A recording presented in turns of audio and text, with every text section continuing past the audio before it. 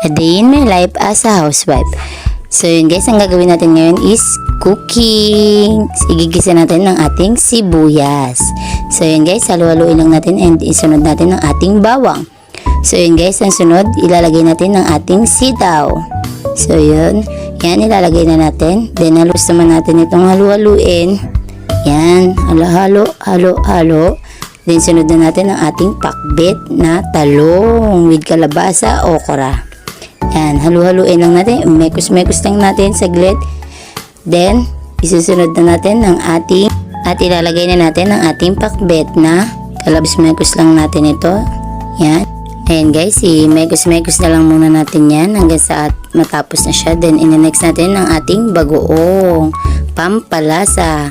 Ayan yung gagawin nating asin sa ating pinakbet. Yan. So yun guys, halu-haluin lang natin na maigi ang ating pinakbet.